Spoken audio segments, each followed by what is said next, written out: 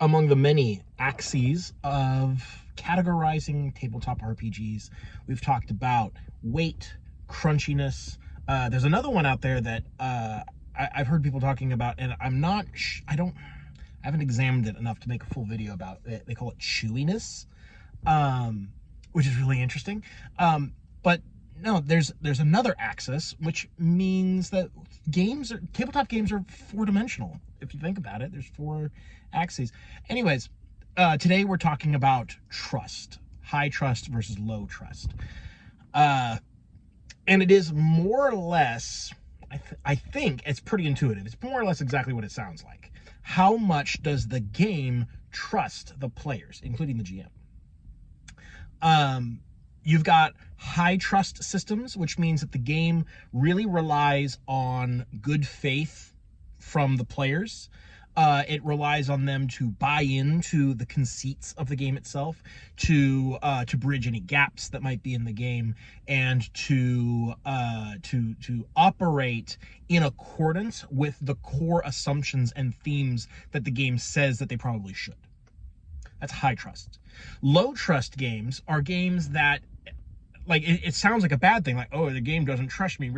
No, like, but what it really means is that the rules are kind of operating without that assumption. It's not assuming that you are bad actors. It's not assuming that you are going to go off the rails and exploit systems, but it is not assuming that you are going to do the opposite either. The game kind of is constructed in a way that an objective observer or someone objectively approaching the game would probably interface with the rules and understand the rules and use the mechanics in a very similar way to anyone else. Low trust games tend, not strictly speaking, but they tend towards the crunchier end of the other spectrums, the heavier, crunchier, more rules oriented. This is because low trust inherently requires a bit more explicit structure, whereas high trust can kind of get away with a little more like, you know what we're talking about, do it that way. And to be clear, I am not saying that a lack of necessary rules or gaps in the rules, such as we see in D&D 5th edition, I'm not saying that those are done in order to trust the players. And I'm actually trying really hard not to make any kind of like value judgments about high trust versus low trust. Both have their merits.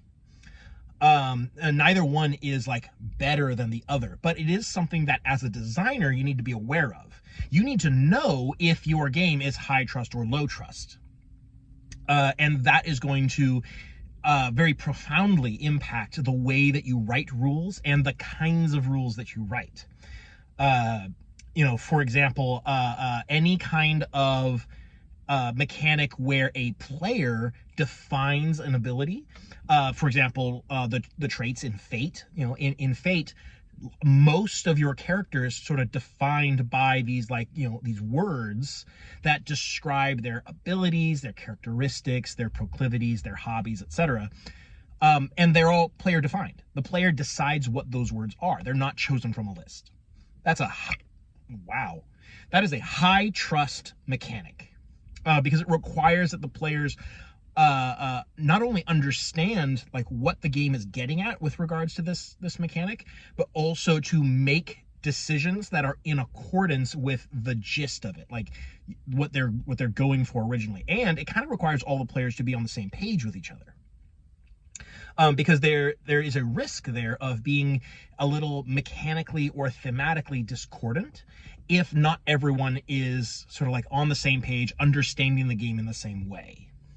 And that's a problem that you kind of avoid with low trust games. Low trust games, I would characterize a game like Lancer, a game like Pathfinder, even D&D 4th edition is a low trust game. It doesn't require the players to believe in the game, as it were, because the rules are going to operate the same way regardless. this can be taken too far in either direction. It's very easy to see how a game can be too high trust, in that the game feels incomplete because uh, uh, it relies on either the GM or the players to fill in the gaps. At which point you don't really have a game so much as like the starts of a game. Like this can happen in 5th edition. So you could characterize 5th edition as a high trust system.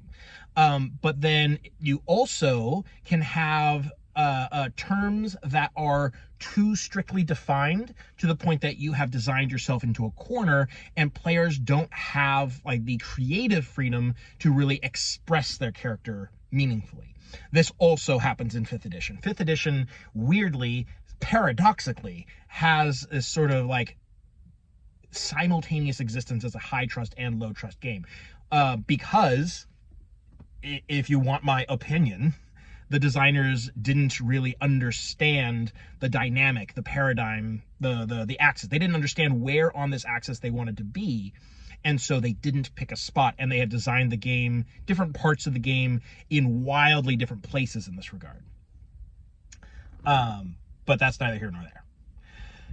Should you build high trust or should you build low trust? In my experience, and this is not a hard and fast rule, but in my experience, I have found that high trust games tend to be more narratively oriented. Low trust games tend to be more mechanically satisfying. And like, again, not a hard and fast rule, but those are the trends, because it tends to be that high trust games are more mechanically soft, whereas low trust games tend to be a little bit more mechanically solid. Like, I guess it kind of comes down to whether or not a game, like how prescriptive is this game with, in relation to the mechanics and the like player freedoms, right? How prescriptive is the game when it comes to like the player wants to have a particular kind of character concept or wants to take a particular kind of action. Is the game, how quickly is the game able to say absolutely you can do that, or absolutely you cannot do that? If it's very quick, it tends to be like a, I would say it tends to be a, well, so I guess that this is a bad analogy. I'm in the middle of my video and I've made a bad analogy, and now I have to back out of it because because it's not about the speed. That has nothing to do with whether it's high trust or low trust. Where entirely was I going with this? The point that I'm getting to is that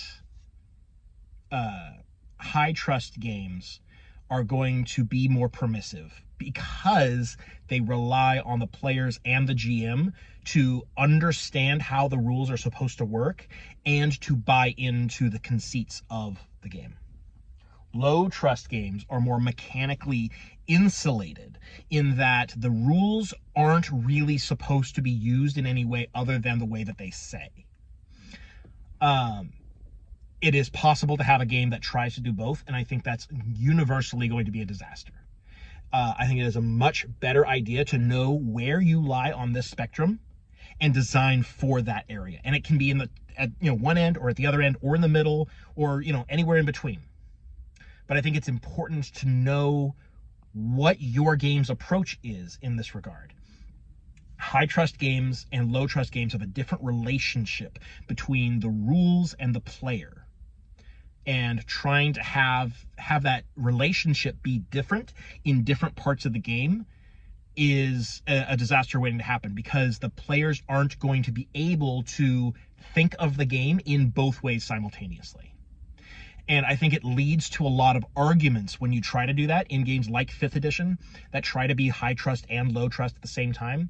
That's what leads to a lot of conflicts between players, because some players see it as high trust, other players see it as low trust. And when they start talking about the ways that the rules work, they're talking about fundamentally different parts of the rules, but they don't realize it.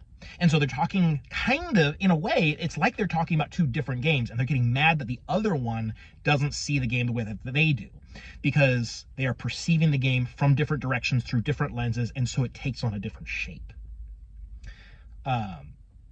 So I would encourage you to, when you are sort of laying out and designing and deciding what your game is going to look like, this is one of the things, how heavy is my game going to be? How crunchy is my game going to be?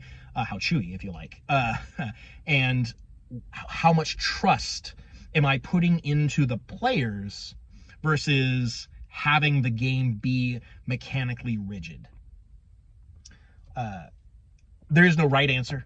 There's no best answer. There's no better answer. It is what is the experience that you are trying to write for? And how best can you make that happen? How can you manifest that in your rules?